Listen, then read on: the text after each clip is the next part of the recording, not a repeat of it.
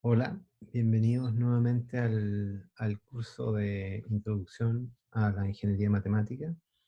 Hoy día vamos a estar hablando de distintas escalas espaciales y temporales.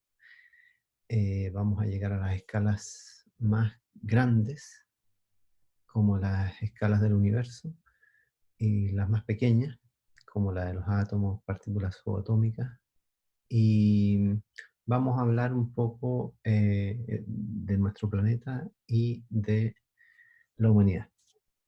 Me parece pertinente hacer esta clase en el contexto de un curso de introducción a la ingeniería porque es importante situarse en, en dónde estamos. Y yo creo que eso requiere justamente moverse en distintas escalas espaciales y temporales, que es algo a lo cual vamos a estar expuestos como ingenieros en procesos propios de la ingeniería, donde distintas escalas espaciales y temporales van a empezar a jugar un rol. Entonces, en este curso introductorio me gustaría presentar esto desde una perspectiva un poco más amplia, o sea, tan lejos como podamos ir en lo espacial y también en lo temporal.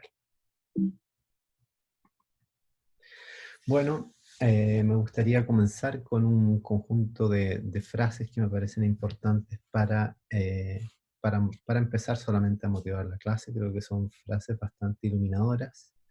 Esta es de Alvin Toffler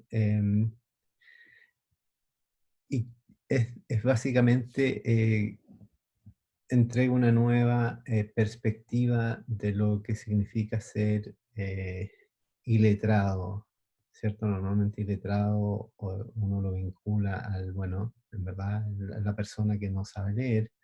Bueno, eso era antes, hoy día hay cosas que son incluso más importantes que saber leer. Entonces, el iletrado del siglo XXI no es el que no pueda leer y escribir, sino aquel que no pueda aprender, desaprender y reaprender. Esto es sumamente importante, en particular en el contexto de la ingeniería. Es importante que ustedes sepan que gran parte de lo que les vamos a enseñar nosotros desde la perspectiva puramente técnica va a quedar obsoleto en, probablemente incluso en el tiempo en que ustedes estén estudiando. O sea, es probable que los aspectos, em, los lenguajes de programación que van a aprender durante la carrera no sean los que van a estar de moda de aquí a 5 o 6 años más. Las metodologías de prácticas en ingeniería, en logística probablemente no van a ser las que estén de moda ni las más útiles aquí a 5 o 6 años más. Me pasó a mí, en mi caso personal, cuando yo estudié ingeniería, todo el movimiento del machine learning, redes sociales, eh, eh, big data, inteligencia artificial, no, que son en gran parte lo que está hoy día moviendo la industria, lo que está moviendo la tecnología. Son cosas de las cuales yo escuché hablar, pero eran movimientos muy emergentes que todavía no lograban el desarrollo que tienen hoy en día. Sin embargo, mi formación, en particular formación matemática, me permitió poder adaptarme a estos cambios y justamente es, como dice aquí Alvin Toffler, gracias al hecho de haber aprendido a aprender por mí mismo, el haber aprendido de conceptos e ideas de la ingeniería, conceptos e ideas de las matemáticas, te dan también un conjunto de herramientas que son muy flexibles para aprender nuevas cosas y ponerte al día de manera más rápida bueno, si la formación, en vez de ser universal, universitaria, hubiese sido más bien técnica, de aprender un conjunto de técnicas, eh, y es justamente aquí es donde empieza a ser relevante esta frase que es importante saber, bueno, primero tomar conciencia que eso va a pasar, en particular en el mundo moderno, esto pasa a una tasa que no tiene precedentes en la historia. Entonces es importante eso de aprender, pero también desaprender cosas que ya no nos son útiles, prácticas que ya no nos son útiles y reaprender. En ese sentido, me gustaría seguir en esta misma línea del aprender. O sea, si, antiguamente se hablaba de que el conocimiento es poder, pero bueno, si el conocimiento es poder, yo creo que el aprendizaje es un superpoder. Hoy día aprender es realmente el tema que yo creo que va a permitirle sacar diferencias.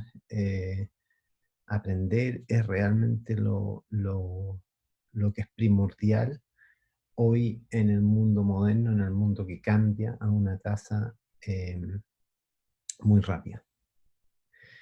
Y con respecto a esto mismo, hay un aspecto que es más bien formal de la formación, y bueno, sin duda que nosotros los vamos a ayudar a, a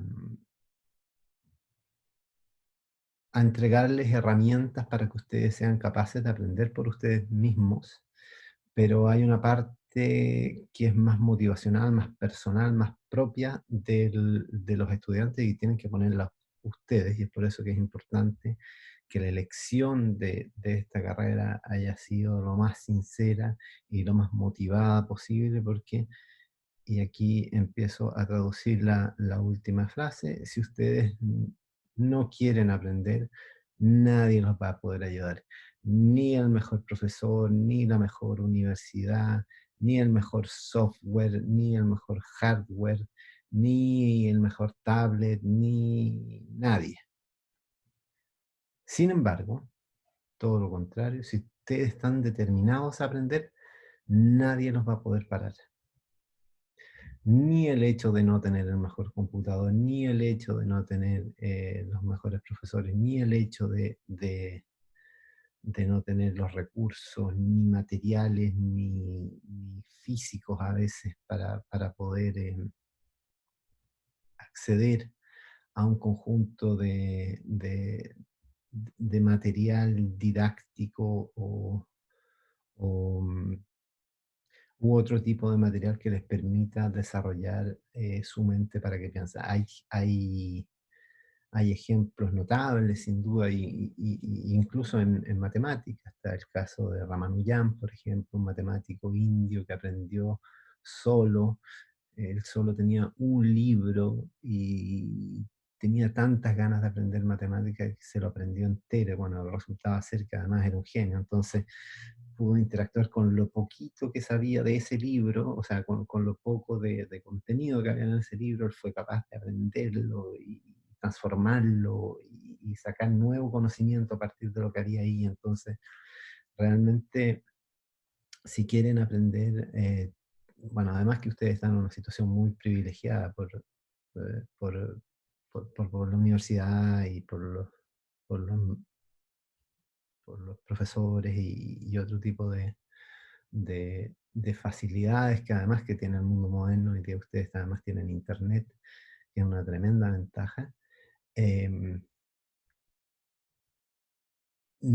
Repito, nadie los va a poder ayudar si es que ustedes no ponen de su parte y todo lo contrario, ni una excusa va a ser válida para impedir que ustedes aprendan, ni siquiera un boicot mental de ustedes mismos, porque cuando uno tiene ganas de aprender, a uno no lo para nadie.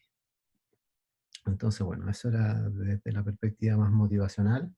Espero poder seguir haciendo esto en todas las clases antes de comenzar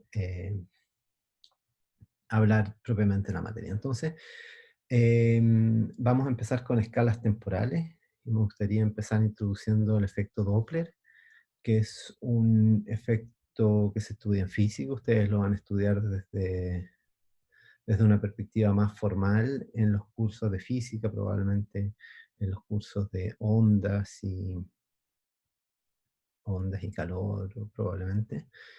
Pero básicamente es bastante intuitivo, es el cambio de la frecuencia percibida de una onda producida por el movimiento relativo de la fuente respecto a su observador. Y esto lo hemos experienciado todos, por ejemplo, cuando pasa una moto, cuando pasa una ambulancia. No solamente el volumen de la ambulancia nos parece, o de la moto nos parece más fuerte cuando la ambulancia o la moto pasa cerca de nosotros. Hay otro efecto que es importante, y este es justamente el efecto Doppler, es que la frecuencia percibida depende del movimiento de la fuente. ¿Qué quiere decir esto? Quiere decir que cuando la moto pasa, o sea, el trrrr, hay más frecuencia en la medida que se acerca más la moto a nosotros. Lo mismo que pasa con la ambulancia. Es básicamente wiu, wiu, wiu, wiu, wiu, wiu, wiu, wiu, y cuando se aleja, wiu, wiu, wiu. Básicamente va disminuyendo la frecuencia en la medida que se aleja. O sea, no solo el volumen, sino que la frecuencia. Y este es el efecto Doppler. El efecto Doppler no tiene absolutamente nada que ver con el volumen. Es solo con la frecuencia el efecto. ¿Ok? Entonces es cuando la fuente se mueve, cuando la moto en este caso, o cuando la ambulancia se mueve, nosotros, y se mueve con respecto a nosotros, que somos el observador, o la oreja que puse aquí, es, justamente se percibe. Y bueno, esto no tiene nada que ver con el sonido, es cualquier fenómeno ondulatorio. Entonces, un fenómeno ondulatorio que está presente en la naturaleza es la luz. Bueno, la luz tiene una dualidad onda-partícula que también la vamos a discutir, pero en los cursos más avanzados de física. Aquí vamos a suponer que solo se manifiesta en tanto que fenómeno ondulatorio, que para este tipo de experimentos lo hace, de hecho sea de paso. Hay un fenómeno que han observado los astrofísicos desde hace al menos un siglo, y tiene que ver con lo que ellos llaman el corrimiento al rojo. ¿Qué quiere decir esto? Quiere decir que si uno fija un objeto celeste, puede ser una galaxia o una estrella distante, y la fijo, y, y bueno, veo sus propiedades espectrales. ¿Qué quiere decir esto? Quiere ver sus propiedades en el espectro de frecuencias del, del espectro electromagnético, que es lo que se ve en el slide, en la parte izquierda. Yo observo ese objeto, las líneas negras me van a decir los componentes del espectro de frecuencia del objeto que estoy mirando. Si yo lo miro en un tiempo, después el mismo objeto se va a haber corrido, todas las líneas se van a haber corrido un poco para abajo, se van a haber corrido hacia el rojo. Esto es lo que se llama el redshift. ¿Qué quiere decir esto? Quiere decir básicamente que las frecuencias están siendo más bajas con respecto a mí. Quiere decir que los objetos celestes, los objetos, galaxias, estrellas, se están moviendo, y se están moviendo, se están alejando de mí. Yo puedo saber eso porque las frecuencias se están moviendo hacia el rojo del espectro. Esto quiere decir que nuestro universo se está expandiendo. Este es el fenómeno físico que se estudia, esta es la evidencia científica que el universo se está expandiendo, que los objetos se están alejando entre sí. Bueno, pero si los objetos ya sabemos, tenemos certeza de que se están alejando entre sí, bueno, eso quiere decir que hace bastante tiempo estaban más juntos, ¿cierto? Y hace más tiempo estaban más juntos, y hace más tiempo estaban más juntos. Y si yo puedo calcular la velocidad o la tasa a la cual los objetos se están expandiendo, yo puedo calcular, echando el reloj para atrás, digamos, la tasa a la cual se comprimen, o sea, estaban comprimidos en el pasado. Si uno lleva este proceso al límite, llega al famoso Big Bang. El Big Bang es el comienzo de nuestro universo y también es el comienzo del tiempo. Esto es sumamente difícil de imaginar porque en nuestro mismo lenguaje, en la forma en que nosotros construimos conocimiento, siempre está la posibilidad de preguntarse qué es lo que había antes. Pero ¿qué es lo que había antes si es que el tiempo comienza en el momento del Big Bang?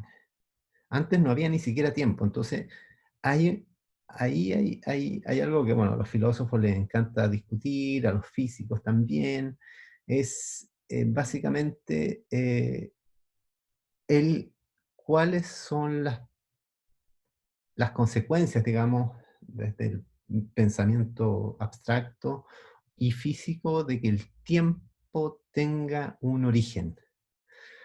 Bueno, se inhabilita preguntas, por ejemplo, ¿qué había antes del Big Bang? Evidentemente esa pregunta no ha lugar porque ni siquiera había antes, no había tiempo. ¿Es posible crear algo de la nada? Bueno, ahí empiezan las preguntas más filosóficas que no vamos a abordar en este curso, pero sí, gracias justamente a los progresos de la ciencia podemos saber que es posible imaginar al menos y calcular de manera precisa cuándo fue el momento cero. Bueno, si hubo una explosión, que probablemente sí la haya habido, eso es lo que hoy llamamos Big Bang. Y hay teoría física que eh, permite calcular incluso hasta 10 elevado a menos 32 segundos, o sea, 0,00000 ahí con 3201 segundos, y desde ahí saber básicamente qué es lo que ocurrió de ahí en adelante.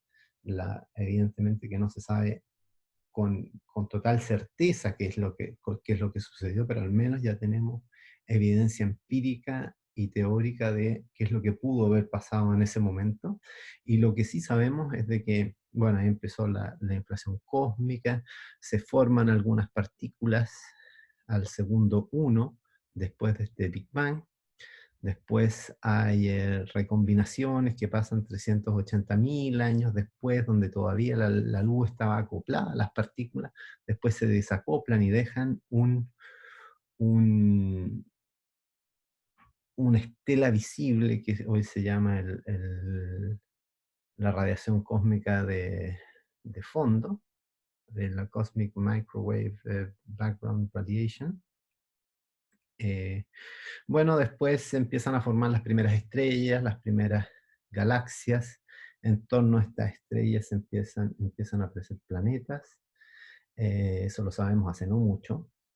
O sea, ya lo sabíamos con respecto a nuestro sistema solar, pero no sabíamos que habían planetas extrasolares. Dicho sea de paso, el último premio Nobel fue justamente a un grupo en la Universidad de Ginebra que estudia justamente planetas extrasolares. Y bueno, no había mucha evidencia. Es más, en parte, ese premio Nobel fue por observaciones que se hicieron en los observatorios de Chile. Em, bueno, eran observaciones es tremendamente difícil desde una perspectiva teórica y experimental evidenciar planetas extrasolares. Pero bueno, eso no va mucho más al caso, pero sí sabemos que esa explosión, si la calculamos el día de hoy, con los corrimientos al rojo y todo, es aproximadamente hace 13,8 billones de años atrás. ¿Qué quiere decir esto? 13,8 mil millones de años atrás ocurrió el Big Bang. Y evidentemente que en el momento del Big Bang no habían planetas, no había estrellas, ciertamente no había humanidad, ciertamente no había vida, no estaban ni siquiera las condiciones para que tal cosa pudiese ocurrir. Entonces, claro, era un universo muy distinto al que tenemos hoy en día. Entonces, en el curso de la evolución desde el Big Bang hasta el día de hoy, ocurrieron justamente la formación de algunas estrellas, galaxias, y en torno a estas estrellas, por efectos gravitatorios, empiezan a orbitar eh, trozos de materia, en este caso, y bueno, nosotros los conocemos con el nombre de planetas, cuando tienen órbitas que son regulares. Y bueno, eventualmente dentro de esos planetas, dentro de nuestro planeta, ocurre otro fenómeno que es más extraño todavía, que es la aparición de la vida. Y la aparición de la vida en la forma en que nosotros la conocemos hoy es bastante restringida y se puede dar solo en este anillo en torno a la Tierra. O sea, no se trata solamente de decir, ok, vamos a, si la Tierra desaparece, nos vamos al país, al planeta más cercano. El planeta más cercano no hay agua, no hay atmósfera, no hace mucho frío, si fuera el caso de Marte o Júpiter. Hace mucho calor, si es el caso de Venus o Mercurio. Cuando digo mucho calor, estoy hablando de los miles de grados, o sea, la vida humana ahí no es posible. Tal vez algunos microbios, algunas bacterias, algunos virus podrán sobrevivir eh, a esa temperatura, pero así los seres humanos sin duda que no. Y para el otro lado pasa todo lo contrario, o sea, hay temperaturas de varios, de cientos de grados bajo cero y eso no, evidentemente que la vida humana al menos no es posible. Entonces, no es que tengamos una alternativa muchísimo, muy grande. Otra de las, normalmente cuando uno empieza a hablar de planetas a nivel incluso escolar o a nivel de ciencia popular, la imagen que uno tiene del sistema solar es básicamente esta, pero visto en tamaños relativos o perspectiva, básicamente el sistema solar se vería así. Eh, Nuestro planeta no es el más chico, pero es de los más chicos, no tiene un porte, ni una talla, ni una forma muy particular, es un planeta más. Em, y es importante eso, bueno, en un par de clases más vamos a hablar de las heridas narcisistas, y bueno, esta es otra herida narcisista, o sea, no somos un planeta tan privilegiado en ningún sentido. eh, Tampoco somos el centro ni siquiera de nuestro sistema solar, nuestra estrella que es el Sol tampoco es el centro de la galaxia, nuestra galaxia tampoco es el centro del universo y bueno, esos son lo que se ha llamado a veces las heridas narcisistas, o sea, no somos el centro de nada, digamos. Y bueno, en este planeta que tiene cerca de 4,6 miles de millones de años de existencia, los primeros signos de vida se empiezan a manifestar según las mejores teorías científicas que tenemos a mano hoy en día, 3,8 miles de millones de años atrás. Entonces, si es que uno pone en perspectiva esto, si uno es capaz de contraer esos 3,8 miles de millones de años en, en 12 horas, lo que pasaría es lo siguiente, es, bueno, disculpa, si uno pudiese contraer los 4,6 miles de millones de años en una hora, perdón, en una hora, los 4,6 billones de años, miles de millones de años, en una hora, ¿cómo se vería esa hora? Bueno, se vería que en el minuto 9 empieza la vida. De las mejores teorías científicas que tenemos a mano es básicamente existieron las condiciones para que se formen cadenas de aminoácidos, esas cadenas de aminoácidos formaron proteínas, esas proteínas se fueron juntando hasta generar capas bilipídicas que permitieron cerrarse y generar núcleos celulares, y después se generaron las células son capaces de, por mitosis y meiosis, de reproducirse, y cuando se reproducen mucho se generan tejidos, y de los tejidos se generan órganos, y eventualmente pueden generar vida porque se reproducen, y bueno, así la cosa funcionó, pero para tener esas teorías tenían que haber las condiciones en el universo para que tal cosa sucediera, condiciones de temperatura, de heterogeneidad de partículas, de condiciones justamente que permitan la recombinación química de estos elementos, y bueno, eso es el experimento de, el, ex- el experimento bueno, lo voy a poner en el link del video en la página web del curso, el conjunto de experimentos que, que son la mejor evidencia científica del origen de la vida. Ya me va a venir a la mente. Bueno, después básicamente aparecen los primeros fósiles de las primeras algas, las primeras bacterias en el minuto 17. Después no pasa mucho, solo hay bacterias hasta el minuto 40, donde aparecen las primeras células con núcleo.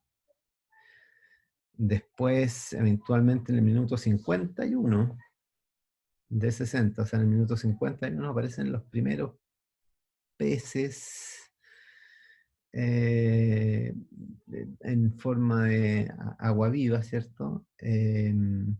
Después, ¿no? Los primeros peces propiamente tal como los conocemos hoy aparecen en el minuto 53, pues los primeros insectos, minuto 54, los primeros anfibios, reptiles, 55, en el 57 recién aparecen los dinosaurios, los primeros pájaros, al final del 57, 59 segundos, varias extinciones, entre ellas la de los dinosaurios, y los primeros ancestros humanos aparecerían en el minuto 59 con 58 segundos, casi 59.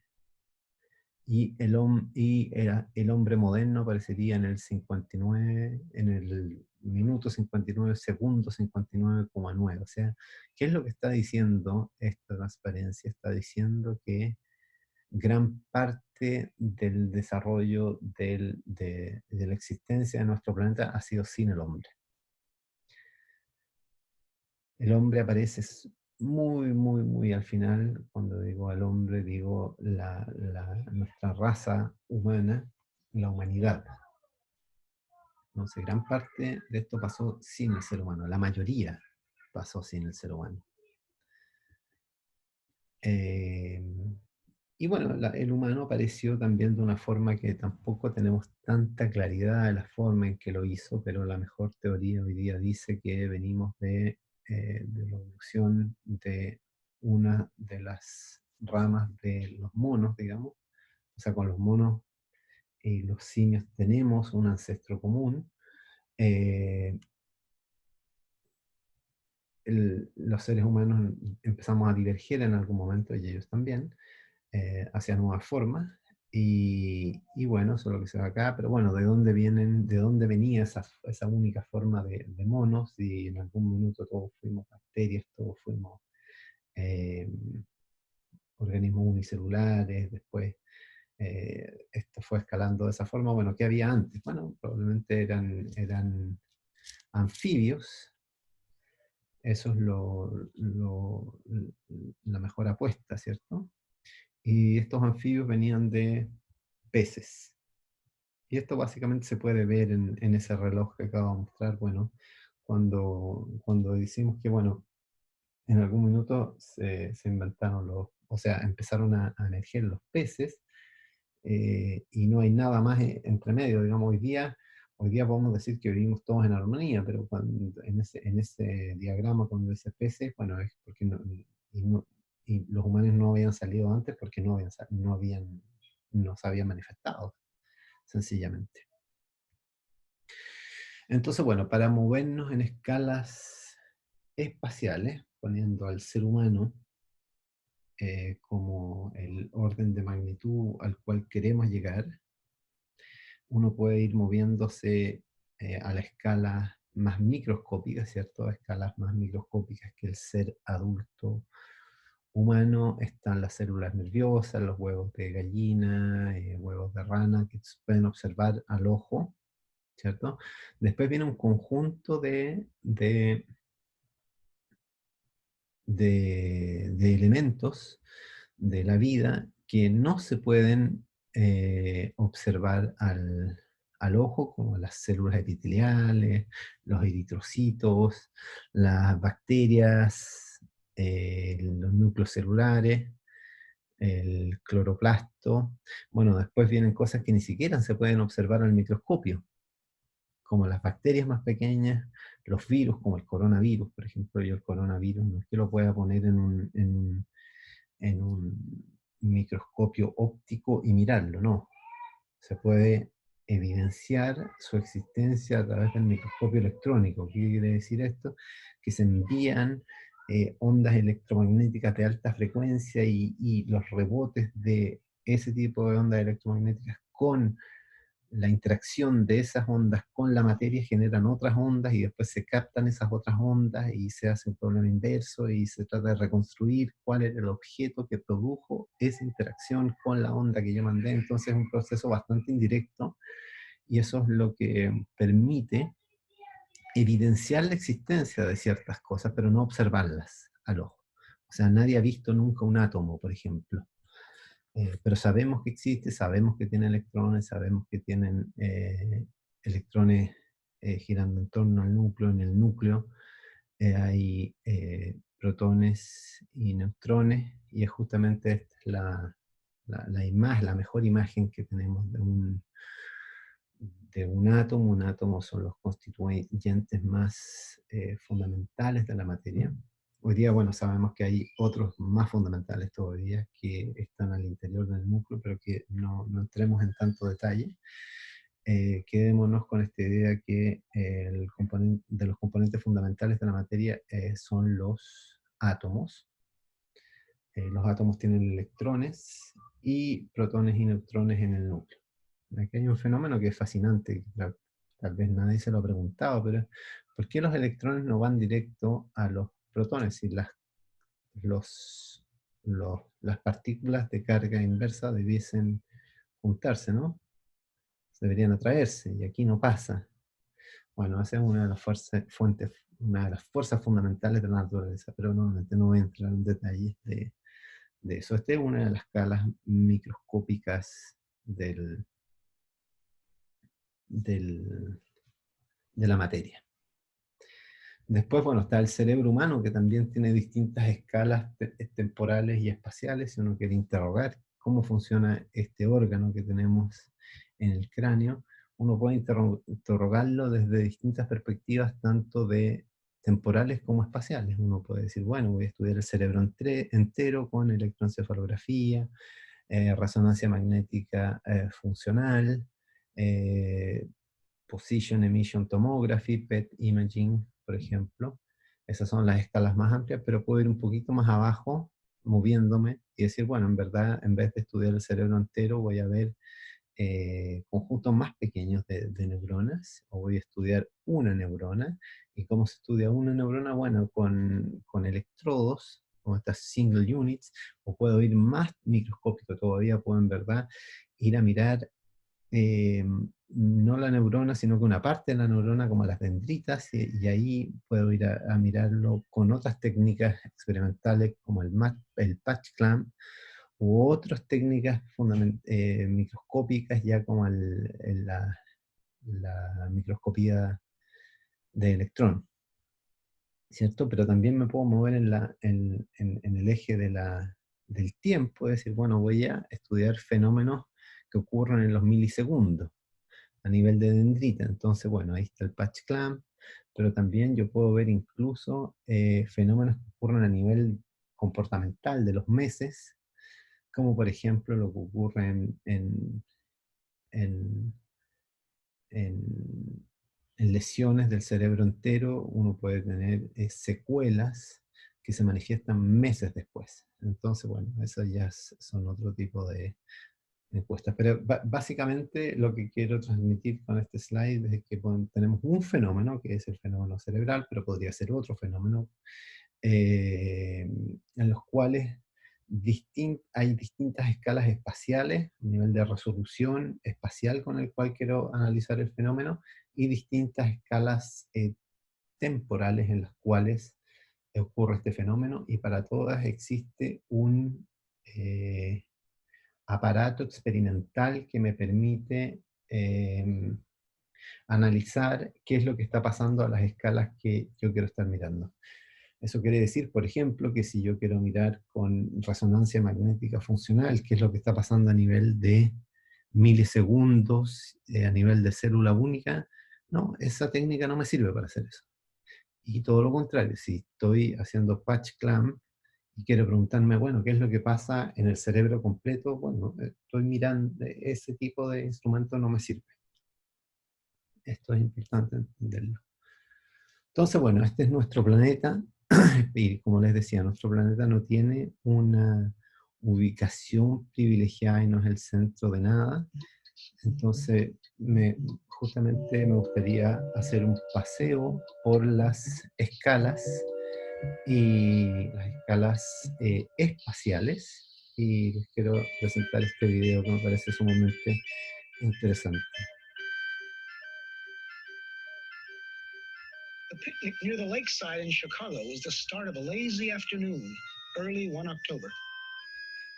We begin with a scene 1 meter wide, which we view from just 1 meter away. Now, every 10 seconds, we will look from 10 times farther away, and our field of view will be 10 times wider. This square is 10 meters wide, and in 10 seconds, the next square will be 10 times as 10 wide. metros ahí. Our picture will center on the picnickers, even after they've been lost to sight. 100 meters wide. The distance a man can run in 10 seconds. 100 metros. Cars crowd the highway. Powerboats lie at their docks. Ese cuadrado es 100 Colorful beaches are metros. Soldiers Field. This square is a kilometer wide, 1,000 Ahí estamos meters. a un The distance a kilómetro. racing car can travel in 10 seconds. We see the great city Y on the nos lake vamos shore. más atrás.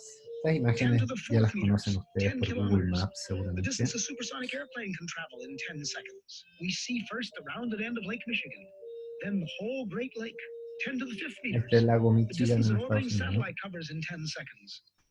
Long parades of clouds, the day's weather in the Middle West. 10 to the 6th, a 1 with 6 zeros, a million meters. Y empezamos a ver desde una perspectiva más amplia Estados Unidos y la atmósfera. Y ahí empezamos a ver la Tierra, el planeta en su conjunto.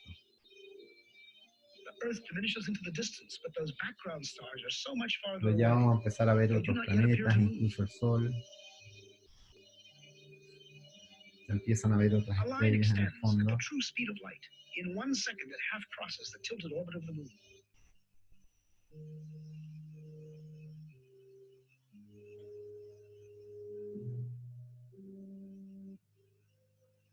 Now we mark a small part of the path in which the Earth moves about the sun. Now the orbital paths of the neighbor planets, Venus and Mars, then Mercury. Venus, Entering our field of view Mercurio, is the glowing center of our y solar ahí se ve system, el Sol. the sun. Nos estamos alejando, estamos haciendo zoom out. Ahí empieza a salir nuestro Sol. Wide in their big orbits.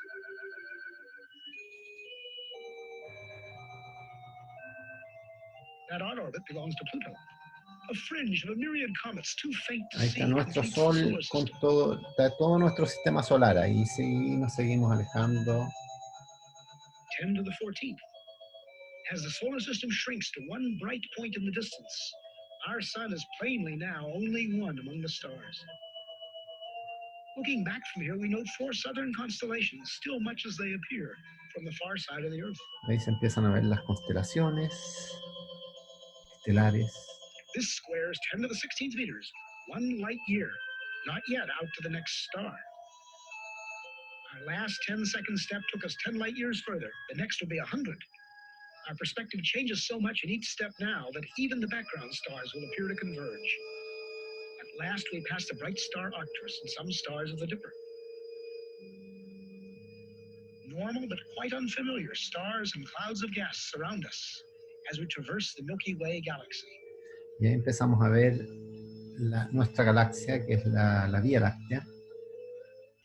Giant steps carry us into the outskirts of the galaxy. And as we pull away, we begin to see the great flat spiral Ahí facing estamos us. a The 10.000 time años and luz, path we o sea, chose to leave Chicago has brought us out of the galaxy along lo a que, course nearly lo que perpendicular to viaja its disk. la luz en 100.000 años en este caso. The two little satellite galaxies of our own are the clouds of Magellan, 10 to the 22nd power, a million light years. Groups of galaxies bring a new level of structure to the scene. Glowing points are no longer single stars, Esas son ya but otras whole galaxias, galaxies of ¿cierto? stars seen as one. We pass the big Virgo cluster of galaxies among many others, 100 million light years out. As we approach the limit of our vision, we pause to start back home. This lonely scene, the galaxies like dust, is what most of space looks like. This emptiness is normal. Bueno, Picnic on the lakefront. ahí vimos básicamente. Picnic on the lakefront will be a sped up version, reducing the distance to the Earth's surface. Ahora vamos a ir a hacer el viaje en la otra dirección. In each 2 seconds, we will appear to cover 90% the remaining distance back to Earth. Notice the alternation between great activity and relative inactivity, a rhythm that will continue all the way into our next goal, a proton in the nucleus of a carbon atom beneath the skin on the hand of the sleeping man at the picnic. Nuestro sistema solar, nuestro Sol, nuestro planeta. Ahí vamos a entrar 10 to the 9th meters, 10 to básicamente the 8th, a nuestro 7, planeta, el lago Michigan en Estados Unidos. 4, 3, Y ahí está esta persona en el picnic. 1. We are back at our starting point. Pero fíjense que ahora vamos a ir 1 meter, 10 to the 0 power. zoom in. Now we reduce the distance to our final destination by 90% every 10 seconds. Y vamos a empezar a movernos en la otra dirección. Estamos en la escala humana, ahora vamos a ir a escalas más microscópicas. At 10 to the minus 2, 1/100th of a meter, 1 centimeter, we approach the surface of the hand. In a few seconds, we'll be entering the skin, crossing layer after layer from the outermost dead cells into a tiny blood vessel. Estamos en 1 milímetro. Skin layers vanish in turn. An outer layer of cells. Ya vamos a llegar a nivel celular. A capillary containing red blood cells and a roughly lymphocyte. Linfocito. We enter the white cell. Among its vital organelles, the porous wall of the cell nucleus appears. The nucleus within holds the heredity of the man in the coiled coils of DNA. El DNA que está en el interior de los núcleos celulares. A molecule like a long twisted Y eso es una molécula, spell out twice in an alphabet of 4 letters the words of the powerful genetic message. At the atomic scale, the interplay of form and motion becomes more visible. We focus on one commonplace group of 3 hydrogen atoms bonded by Fíjense el electrical movimiento forces que to a empieza a carbon aparecer. atom. 4 electrons make up the outer shell of the carbon itself. They appear in quantum motion as a swarm of shimmering points. At 10 to the minus 10 meters, 1 angstrom, we find ourselves right among those outer electrons. Now we come upon the 2 inner electrons held in a tighter swarm. As we draw toward the atom's attracting center, we enter upon a vast inner space. At last, the carbon nucleus. So massive and so small. This carbon nucleus is made up of 6 protons and 6 neutrons. We are in the domain of universal modules. There are protons and neutrons in every nucleus. Protones y neutrones. Ahí estamos en el núcleo celular, en el núcleo atómico, perdón. Núcleo atómico. As a single proton fills our scene, we reach the edge of present understanding. Are these some quarks in intense interaction? Our journey has taken us through 40 powers of 10. Estamos en 10 a la menos 15 metros. Ahí están los quarks y otro tipo de partículas fundamentales de la naturaleza que vamos a ver al final de esta carrera. Bueno, Espero que hayan disfrutado estos viajes de movimientos de escalas temporales y espaciales. Espero también que hayan entendido la pertinencia y la importancia de saber moverse en estas escalas y eventualmente que esto sirva como metáfora de algo que pasa en ingeniería, que, que muchas veces uno tiene una visión muy sesgada de lo que está pasando porque solo le interesa el fenómeno en lo que pasa en un periodo de tiempo, digamos, porque es el periodo en el cual yo lo voy a analizar, pero la mayoría de los procesos son mucho más amplios de lo que, de lo que uno piensa y cubren escalas espaciales y temporales que son importantes, al menos saber que existen y que básicamente en qué dominios se mueven. Entonces, bueno, con este video los dejo y bueno, nos vemos en la próxima clase. Un gusto.